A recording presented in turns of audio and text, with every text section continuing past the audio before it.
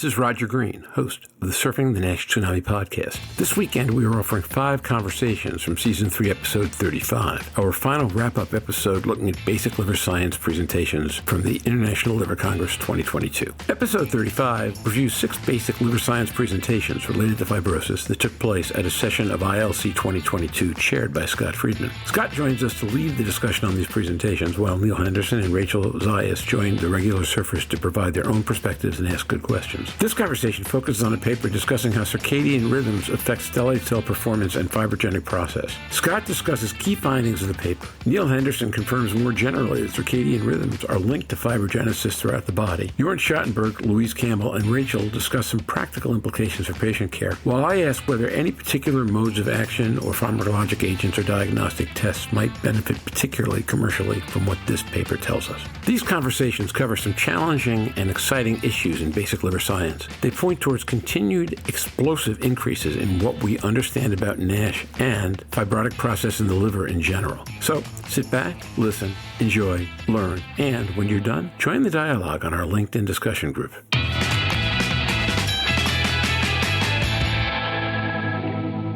Scott Friedman.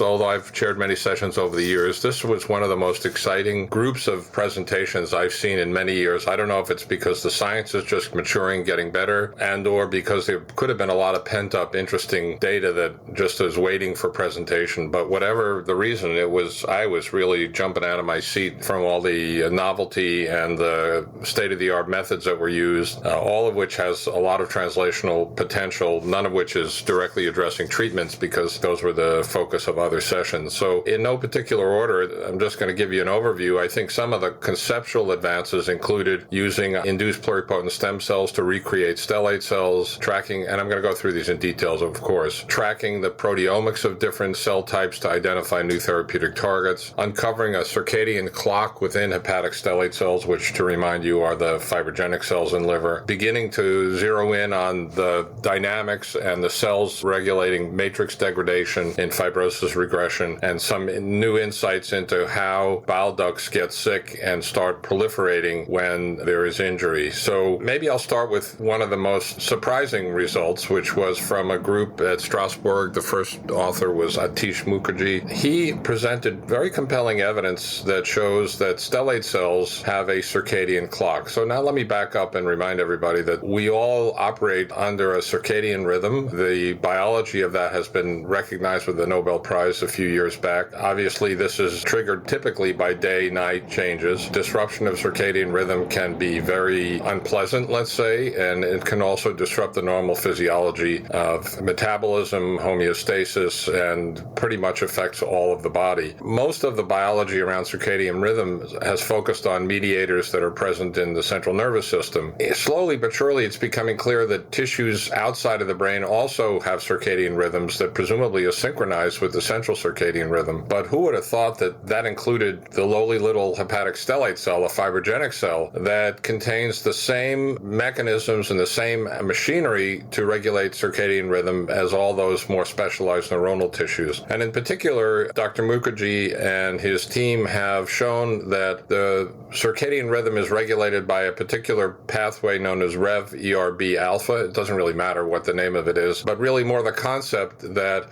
the ability of this pathway to control the fibrogenic machinery is cyclic. And so at different times of the day, the signaling by a fibrogenic pathway, Tgf Beta, can wax and wane. And that has interesting implications for the prospect of either regulating the circadian rhythm or choosing the right points in the circadian rhythm so that antifibrotic drugs might be most effective. This relates to a paper that just showed up last week, unrelated to liver, but rather to cancer, that showed pretty convincingly that when breast cancer spreads, it does so mostly at night. And that has important implications for when you might optimally treat with cancer agents. And so the same may be true for fibrosis, not only in liver, but everything that happens in liver fibrosis turns out to be relevant to kidney and lung and other tissues. So I just thought it was a fascinating discovery that was, in my view, very convincing, has some implications for turning off fibrogenic machinery, trying to mimic the circadian rhythm, which can be done chemically, biochemically and somehow boosting the efficacy of drugs when we get them,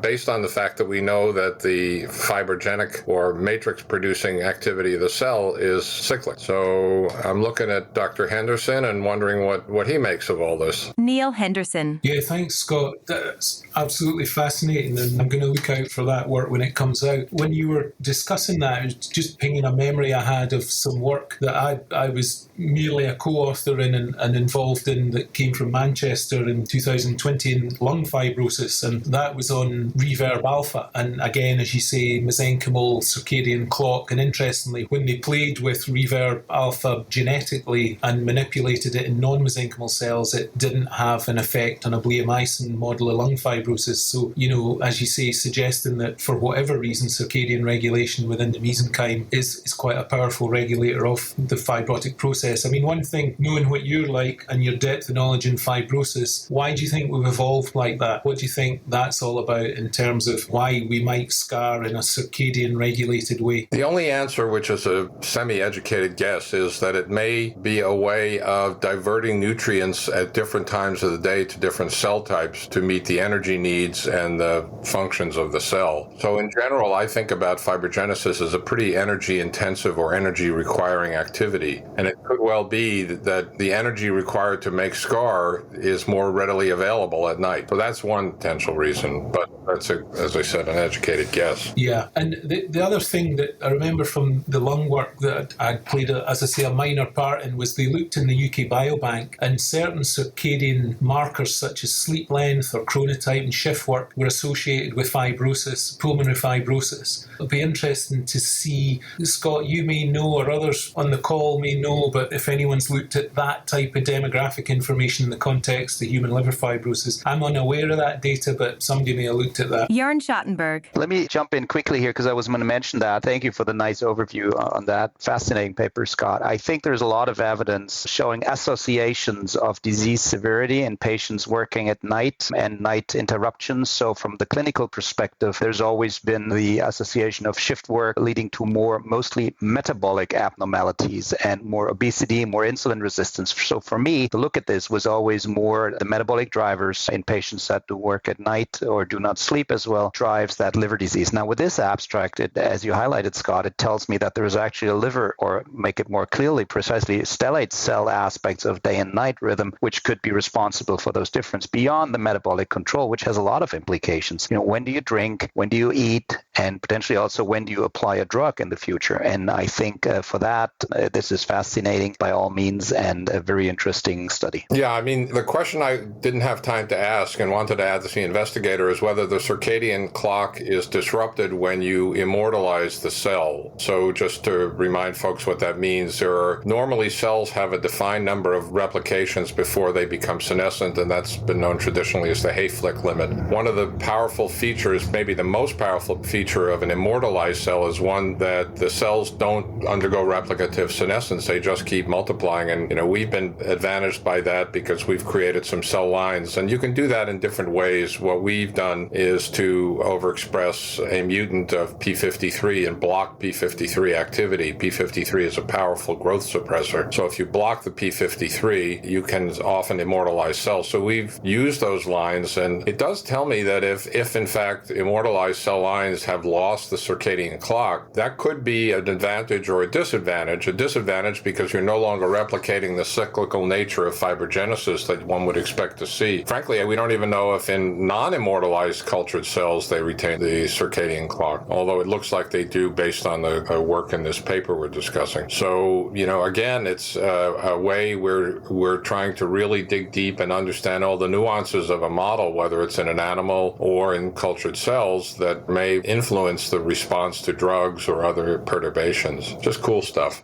Scott, how would you foresee, or maybe the author commented on it during the presentation, therapeutically manipulating this axis as a potential therapeutic, say, for NASH? They actually had a compound, and I can't remember the mechanism, but I think it's a clock disruptor, and showed that the cells were responsive to that in terms of fibrogenesis. So that would be the obvious way. The other thing one could think about is timing therapies so that they overlap with periods or times of maximum responsiveness. Again, the cancer field is way ahead on this for obvious reasons. It's very important. There's also, in the cancer cancer world, there's use of light box therapy, mostly for mood, but one wonders if jump-starting or amplifying the circadian rhythm using UV light could also have an impact on both cancer responsiveness, but maybe fibrosis as well. I'm getting out over my skis here because this is really not my area of expertise, but I just had to comment on it because I just thought it was so unique and interesting. So, Scott, you talked about what that might imply in terms of when do we medicate and maybe a little bit about what the goals are. Did anything in that presentation or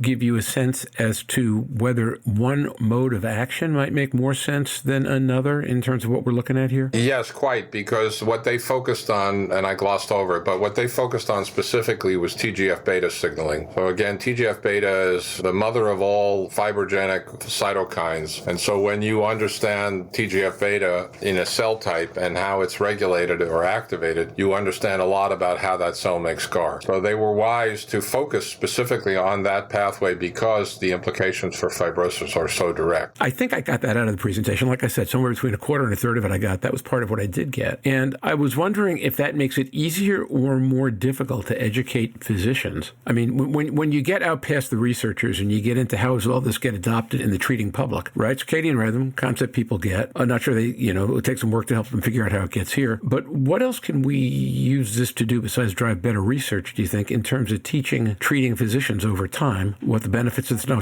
Let me add something quickly here before Scott puts this off. I mean, we're seeing some aspects of chronomedicine here. We're seeing time-restricted feeding, which has benefit for insulin sensitivity. That's been shown. There's been some tries in NAFLD, mostly calorie content impacts, but if you do adhere to certain time restrictions, in particular avoiding late-night meals, there are effects, and I think it's fascinating to think, as I said, that there is more than metabolic control that actually regulates fibrogenesis in the liver here through that mechanism. I was going to say something very similar. We already, I would say, personalize our instructions based on either the patient or the drug. It's very common. You have to take a drug on an empty stomach or a full stomach. You should take it at night and not in the morning. I think all of those recommendations are either empiric in the case of night versus morning or based on the impact of food in the stomach affecting the absorption or the activity of a drug. There is one other major, I would say, influence on circadian rhythm, and that's the microbiome. So we've talked in previous sessions about how there's increasing evidence that the microbiome impacts or may promote or protect from NASH. Perhaps part of that is through its impact on the circadian rhythm. Louise Campbell. Can I ask a dumb question here? Or it may be dumb. The circadian rhythm is predominantly viewed through the eyes, and obviously the type of light that we receive at the different times of day is my understanding of the circadian rhythm. And we use it in nursing. If you only have your observations taken once a day, we use the 6:30, 7 o'clock in the evening for the best temperature, the best blood pressure, so we can use it to our benefit. But for those who are blind, how does circadian rhythm particularly work? Could it be a benefit? Could it be a detriment when we talk about fibrosis and the sort of things that circadian rhythm can affect? Because I've enjoyed this presentation immensely. It was the bits that weren't addressed for me that obviously stimulated my thought process. Well, I'm no expert on circadian rhythm. I do know that the circadian rhythm of blind individuals is disrupted, and it can be very troublesome. At least in the U.S., some of you may have noticed, they actually have a TV ad for some therapy, and I don't know the mechanism, to reset or maintain a normal circadian rhythm in blind people. So I think it's a real phenomenon, and it can be very disruptive. And I think in the end, the impact on metabolism and the human health, it can be very serious. Rachel, you looked like you were going to ask something.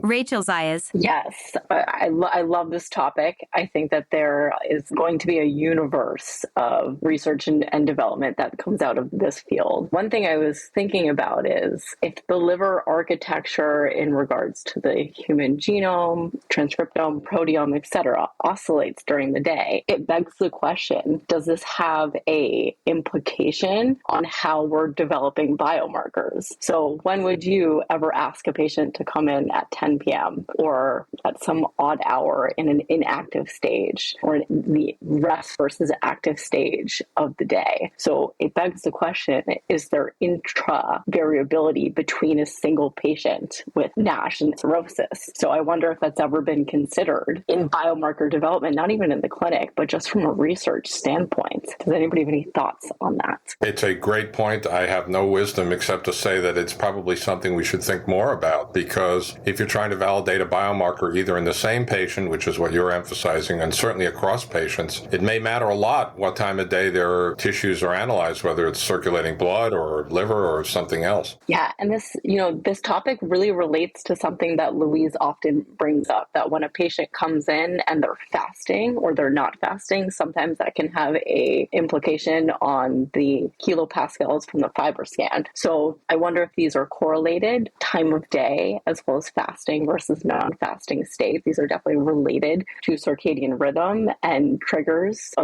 along this 24-hour period. I welcome anybody to work on this research who is listening. Yeah, I would just add in there, Rachel, that I think we're remarkably unsophisticated in the way we've looked at this as a community over the years. And, it would be fun, wouldn't it, to take one or two of your favourite liver fibrosis markers and literally measure them every 3 hours in the same person for a 24, 48-hour period and see what the variability is like. And coming back to the point about microbiome, I think that's a really interesting one, isn't it, in terms of it's hard to conceive how the microbiome effects on the liver might not be different when you have a big meal and your portal vein blood has very different constituents coming into your liver than when you're fasting. So I think it's a great point. What we do know, with NASH progression is it's non-linear. So, it's like a crocodile's back in terms of it can wax and wane, even though progression can be upwards trajectory over time. It waxes and wanes. So I think the point you make is a really good one and something we need to think more about as a community in terms of also what gives you the most accurate measurement. What human condition at the time gives you the most accurate measurement. So yeah, more research needed there, definitely.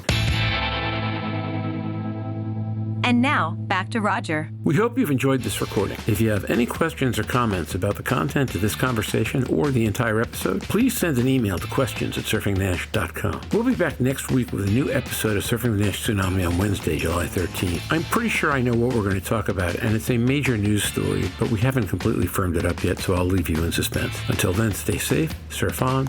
We'll see you on the podcast. Bye-bye now.